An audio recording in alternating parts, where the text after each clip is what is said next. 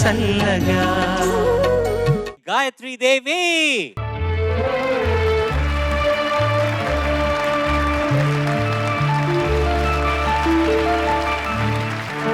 ఏమైనా ఇవాళ మా అబ్బాయిల పర్ఫార్మెన్స్ మేము మిస్ అవుతున్నాము. మొత్తం పాడుతా తీగ ప్రేక్షకులు అందరూ మిస్ అవుతారు. ఎందుకంటే వాళ్ళే బెస్ట్ సింగర్స్ ఈ సీజన్లో.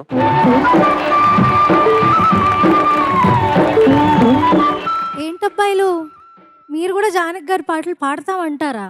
అసలు మీరు పాడడం మేము పాడడం ఒకటే అనుకుంటున్నారా? Both are not same. మీరు గనక పాడితే జడ్జెస్ సోగా ఉంది అని అంటారు. కానీ అదే మా అమ్మాయిలు పాడారనుకో సూపర్గా ఉంది అంటారు. Both are not same. మీరు పాడితే మీ పాట ఎపిసోడ్లో ఉంటుందేమో, కానీ మా పాట ట్రెండింగ్లో ఉంటుంది. Both are not same. మీరు టెన్షన్తో పాడతారు, అదే మేము అటెన్షన్తో పాడతాం. Both are not same. మీరు భయపెడితే భయపడిపోవడానికి మేమైనా ఓటర్ అనుకుంటున్నారా? పాడుతా తీగ సింగర్, తొక్కి పడేస్తాం.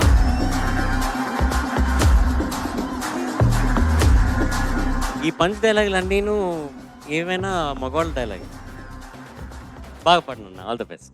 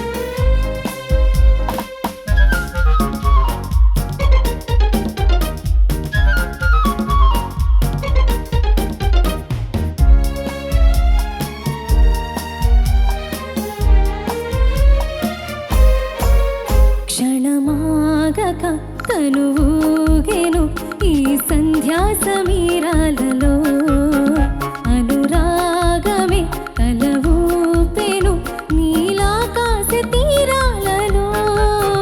క్షణమాగక తనువూగెను ఈ సంధ్యా సమీరాలలో, అనురాగమే తల ఊపెను నీలాకాశ తీరాలలో. ఘల్లు ఘల్లున గుండె చల్లన పిల్ల ఈడు తుళ్ళి పట్టది, మనసు తీరగా మాటలాడక మౌనం ఎందుకన్నది.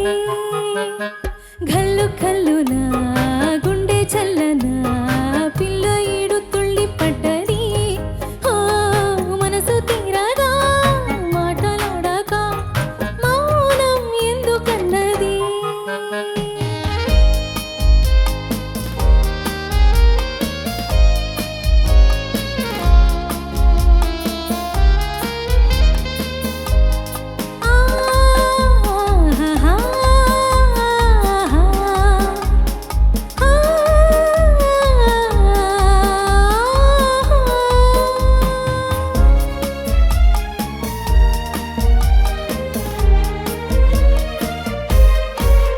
కలగీతమై పులకించెను నవ కళ్యాణనాదస్వరం, కథ కానిది తుదిలేనిది మన హృదయాల నీరాజనం. కలగీతమై పులకించెను నవ కళ్యాణనాదస్వరం, కథ కానిది తుదిలేనిది మన హృదయాల నీరాజనం. ఘల్లు ఘల్లున గుండె చల్లన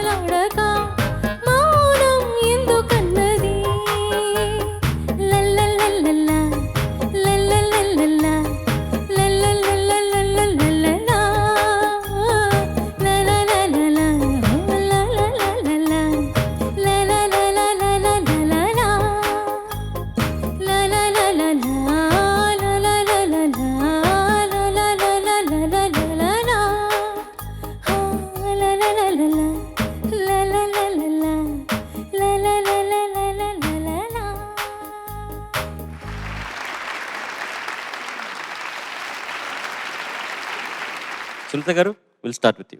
ఎంత బాగా పాడావో గాయత్రి, థ్యాంక్ యూ మ్యామ్. ఎంత బాగుందో ఆ డైనమిక్స్, ఎంత బాగున్నాయో నువ్వు పలికించే విధానం, ప్రతి పదాన్ని నువ్వు ప్రొనౌన్స్ చేసేటటువంటి తీరు చాలా బాగుంది. Thank you ma'am. అప్పటి గాయత్రికి ఇప్పటి గాయత్రికి ఆ డిఫరెన్స్ చూస్తూ నేను చాలా చాలా హ్యాపీగా ఫీల్ అవుతున్నాను, చాలా గర్వంగా ఉంది. Thank you ma'am. Thank you so much for this wonderful song. It's a rare gem. చాలా సింపుల్గా ఉంటుంది, సూదింగ్గా ఉంటుంది, చాలా బాగుంటుంది. అండ్ థ్యాంక్ యూ, అంతే. Thank you so much ma'am. Gayatri, sir. చక్కగా పడవమ్మా. Thank you sir. ఒక విషయం చెప్తాను. ఈ మధ్య కొంతమంది పిల్లలు, ఈ జనరేషన్ పిల్లలు కొంతమంది వాడు మాట్లాడుకోవడం, నాకు కంప్లైంట్ చేయడం కూడా తెలుసు. నేను అమ్మాయికి మెసేజ్ పెట్టాను మెచ్చుకుంటూ, థ్యాంక్స్ అని పెట్టింది. బట్ థ్యాంక్స్ పక్కన స్మైలీ లేదు. అది ఎంత రూడ్ అంటున్నారు. అంటే యాక్చువల్గా అదేం రూడ్ కాదు. ఏం కన్వే అవ్వాలో కన్వే అయినట్టే కదా థ్యాంక్స్ అంటే. థ్యాంక్ యూ అంటే కన్వే అయినట్టు. బట్ మనం పక్కన ఒక స్మైలీ యాడ్ చేస్తే తప్ప మన ఐ మీన్ ఇట్ అనో, లేకపోతే మనం నిజంగానే థ్యాంక్స్ చెప్తున్నాం అని అవతల వాళ్ళు అనుకోలేరేమో అన్న దుస్థితిలో మనం ఉన్నాం ఇప్పుడు.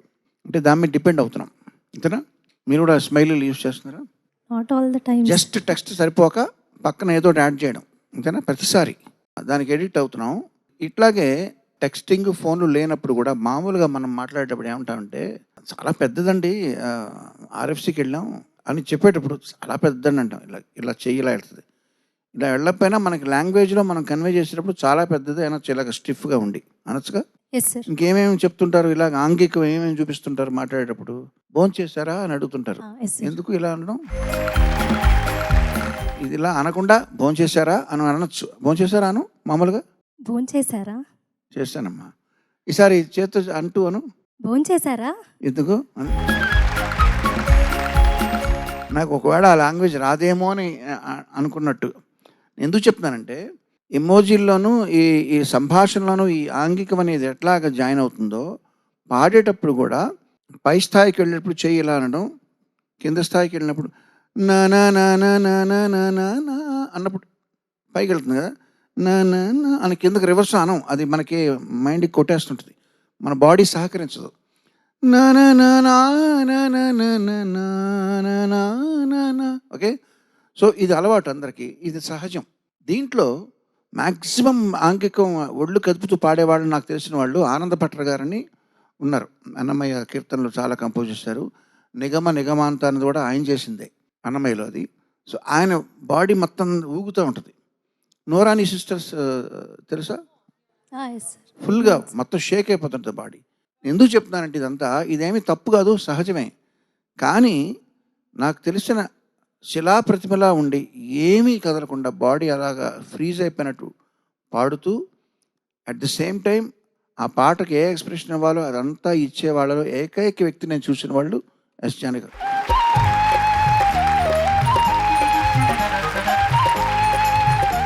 మేమందరం, బాలుగారు కూడా చాలాసార్లు ఆశ్చర్యపోతూ ఉండేవారు, ఏంటంటే మీరు అసలు బాడీ ఎక్కడ, మీరు పాడుతున్నారా లేకపోతే అలా ఫ్రీజ్ అయిపోయారా? ఆ పెదాలు దగ్గర నుంచి చూస్తే ఆ కదలడం తెలుసు తప్ప ఏమీ మైక్ కానీ ఏమీ అలా స్టిఫ్గా చూస్తూ పాడుతుంటారు.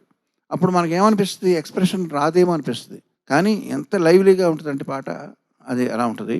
అలా అని చెప్పి జానకి గారిని ఇమిటేట్ చేయాలని ట్రై చేయొద్దు. అందరికీ అందవల్ల కాదు, ఒకవేళ చేస్తే చేయండి. ఇది ఒక ఎక్సర్సైజ్ అంతే. నేను ఎప్పుడు ట్రై చేయలేదు. నేను కూడా ట్రై చేద్దాం అనుకుంటున్నాను. ఈ మీరు చూసారు జానకి గారు పాడడం, చూసాం ఎప్పుడన్నా? చూసాను సార్. నేను చెప్పింది కరెక్టేగా? Yes sir. కదలకుండా పాడతారు, అవును. తొణక్కుండా బెణక్కుండా.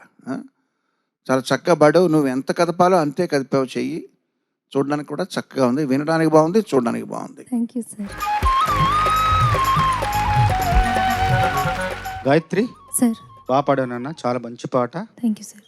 అనురాగమే తల ఊపెను, అనురాగం తల ఊపిందంట. నారాయణ రెడ్డి గారి అభివ్యక్తి, నవీన అభివ్యక్తి ఎంత బాగుందో, చాలా బాగా పాడావు. నాకు ఈ పాట చాలా చాలా ఇష్టమైన పాట. చిన్నప్పుడు చాలాసార్లు విన్న పాట, విన్న ఆల్బమ్ ఇది నీరాజనం. నాకు ఈ నీరాజనం పాటలన్నింటిలోకెల్లా నేను గమనించిన ఒక మంచి అంశం ఏంటంటే, స్థూల వస్తువులో కంటే సూక్ష్మ వస్తువులోనే అనంతమైన శక్తి దాగి ఉంటుంది. చిన్న పల్లవులు, చిన్న చరణాలు, అతి చిన్న చరణాలు, రెండే రెండు వాక్యాలు చరణాలు ఉంటాయి. అంటే పెరిగినా కొద్దీ, పరిధి పెరిగినా కొద్దీ, విస్తృతి పెరిగినా కొద్దీ కొంత బలహీనంగా పలచబడిపోతుందని నా అభిప్రాయం. ఆ పలచబడిపోకుండా అతి తక్కువ వ్యవధిలో అతి గొప్ప అనుభూతిని పంచిన పాటలు ఇవేని నా అభిప్రాయం. చివరిలో నువ్వు మన హృదయాల నీరాజనం అన్నావు కదా! నీరాజనం అంటే హారతి అని అర్థం. నువ్వు జానకమ్మ గారికి గాత్ర హారతి పట్టావు ఈ పాట ద్వారా. గాయత్రీదేవి సార్ నేనేం చెప్పా. Thank you sir.